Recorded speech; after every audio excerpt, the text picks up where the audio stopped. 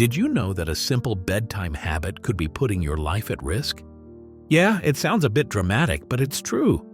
As we get older, our bodies become more sensitive to certain habits, especially those related to sleep. I mean, think about it. How many times have you heard someone say, "I just can't sleep like I used to"?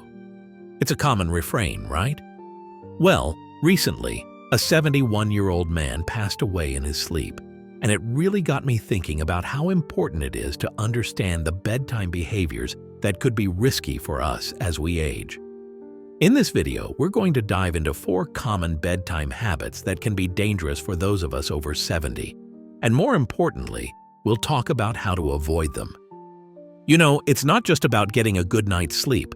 It's about improving your overall health and potentially adding years to your life. Who wouldn't want that, right? Now, I know some of you might be thinking, "Oh, I've been doing this for years and I'm fine." But the thing is, our bodies change. And what worked for us in our 50s or 60s might not be the best choice now. So, let's explore these habits together. By the end of this video, you'll have some practical tips to help you sleep better and feel better. If you find this information valuable, please like, subscribe, and share your thoughts in the comments below. We're all in this together, and your insights could really help someone else. So, let's get started and see what we can learn. All right, let's dive into the first bedtime habit you really want to avoid after 70. Eating heavy meals too late. Now, I know, sometimes a late-night snack just hits the spot, right? But the thing is, eating a big meal right before bed can really mess with your sleep.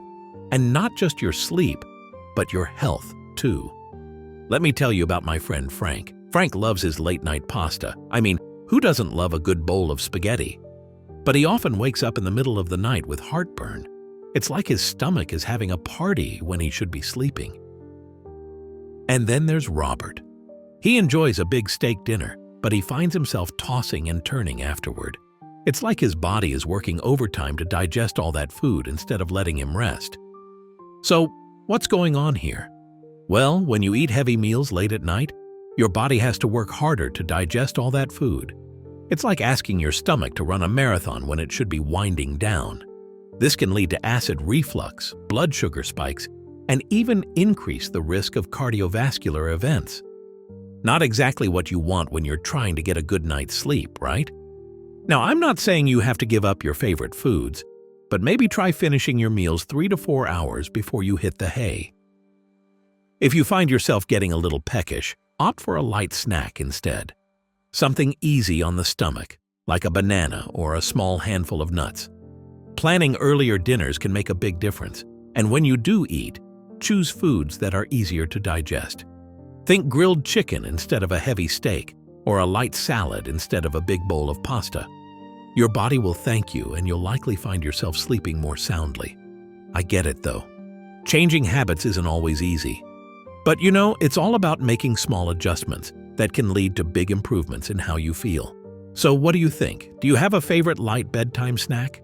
I'd love to hear about it. Share it in the comments below. Let's help each other out with some tasty, sleep-friendly ideas. All right, let's dive into the second bedtime habit you really want to avoid after 70. Drinking too much liquid before bed. Now, I know it sounds simple, right? But you'd be surprised how many of us, myself included, have fallen into this trap.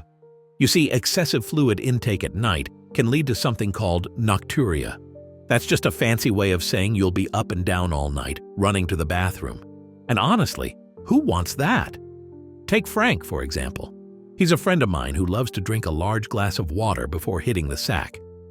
Seems harmless, but then he finds himself waking up multiple times throughout the night. It's like his sleep is on a constant pause button. And then there's Robert, who enjoys a nice cup of herbal tea in the evening. Sounds relaxing, right? But he's noticed it interrupts his sleep too. It's like these little habits sneak up on you. Now, why is this a big deal? Well, frequent urination disrupts your sleep cycles, and that's not just annoying, it can be dangerous. Imagine getting up in the dark, half asleep, and trying to navigate your way to the bathroom. The risk of falls increases, and that's something we definitely want to avoid. Plus, poor sleep can lead to cognitive decline over time, It's like a domino effect, you know? So, what can we do about it? First, try to drink most of your fluids earlier in the day. It's a simple shift, but it can make a big difference. And be mindful of those hidden liquid sources. Foods like soups or juicy fruits can sneak in extra fluids without you even realizing it. It's all about balance. I remember a time when I didn't pay much attention to this. I'd have a nice big mug of hot chocolate before bed, thinking it was a cozy way to end the day. But then, I'd be up at least twice during the night. It took me a while to connect the dots, but once I did, it was like a light bulb moment. So, have you ever experienced nighttime disruptions because of liquids? I'd love to hear your stories. Share them in the comments below. It's always good to know we're not alone in these little challenges. And remember, small changes can lead to big improvements in your sleep quality. All right, let's dive into number 3, sleeping in a room that's too warm. You might not think much about the temperature of your bedroom, but it can actually have a big impact on your sleep quality. You know, a warm room can really strain your heart and disrupt your sleep. It might even lead to dehydration and other issues. Take Frank, for example. He likes to keep his room cozy, but he often wakes up sweating in the middle of the night. Or Robert, who uses heavy blankets and finds himself feeling restless. These are common scenarios, and they can really affect how well you sleep. So, what's the ideal temperature for a good night's sleep? Well, experts suggest keeping your bedroom between 60 and 67 degrees Fahrenheit. It might sound a bit chilly, but cooler temperatures actually help your body regulate its temperature naturally. This promotes better sleep, which is what we all want, right? Now, you might be wondering how to achieve this. One simple solution is to use a fan or air conditioning to keep the room cool. And when it comes to bedding, opt for lighter, breathable blankets. This way, you can stay comfortable without overheating. But let's talk about the risks of not doing this. A warm room can put a strain on your heart, which is something we definitely want to avoid, especially as we get older. It can also lead to dehydration, which can make you feel groggy and tired the next day. And of course, there's the sleep disruption. Waking up in the middle of the night because you're too hot is no fun at all. I know some of you might be thinking, but I like my room warm and cozy. And that's totally understandable. It's all about finding a balance that works for you. Maybe try starting with a slightly cooler temperature and see how it feels. You might be surprised at how much better you sleep. So, what's your ideal bedroom temperature? Do you have any tips for keeping cool at night? I'd love to hear your thoughts, so let us know in the comments. It's always great to share ideas and learn from each other. After all, we're all in this together, trying to get the best sleep we can. All right, let's dive into number 4. Sleeping in the wrong position. You might not think much about how you sleep, but it can actually make a big difference, especially as we get older. You know, improper sleeping positions can really mess with your airflow. It's like trying to breathe through a straw. Nobody wants that, right? And it can even increase the risk of sleep apnea, which is something we definitely want to avoid. Take Frank, for example. He sleeps on his back and often wakes up feeling short of breath. It's like he's been running a marathon in his dreams. And then there's Robert, who uses way too many pillows. He wakes up with neck pain, feeling like he's been wrestling with his bed all night. These might sound familiar, or maybe you've got your own version of these stories. So, what can we do about it? Well, one of the best things you can do is try sleeping on your left side. It's a simple change, but it can really help with airflow. And if you're like me and need a little extra support, a body pillow can be a game changer. It's like having a gentle hug all night long, keeping you in a comfy position. Now, let's talk about the risks. Sleeping in the wrong position can restrict airflow, which means less oxygen for your body. And that's not just uncomfortable, it can lead to sleep apnea, which is a serious condition. But don't worry, there are solutions. Elevating your head slightly can help, and a supportive mattress can make a world of difference. It's like giving your body the support it needs to rest easy. The thing is, proper sleeping positions ensure better airflow and reduce pressure on your body. It's like setting the stage for a good night's sleep, where everything just flows naturally. And who doesn't want that? So, Have you tried changing your sleep position? Maybe you've got a story like Frank or Robert. Or maybe you've found a position that works wonders for you. I'd love to hear about it. Share your experience because we're all in this together, figuring out how to get the best sleep we can.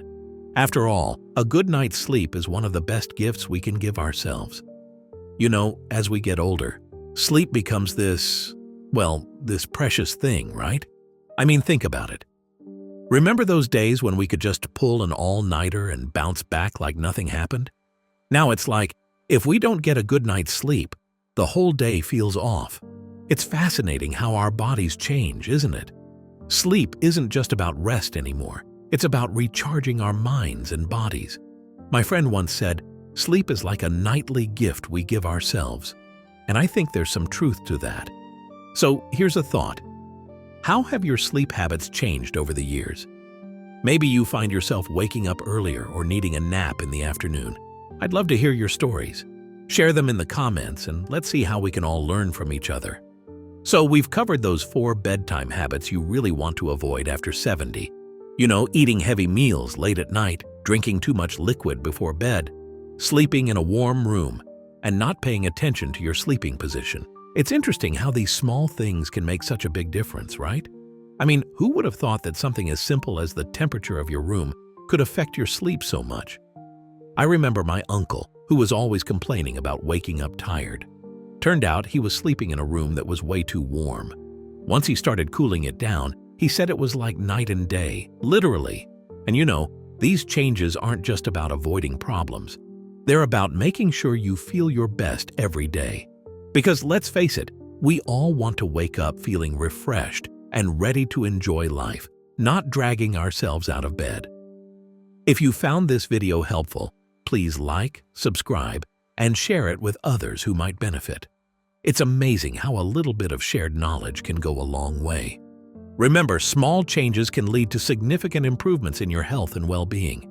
It's like planting a seed and watching it grow. You might not see the results overnight, but give it time and you'll notice the difference. So stay informed, stay healthy, and sleep well. Because at the end of the day, we all deserve a good night's sleep, don't we? Thanks for watching, and take care.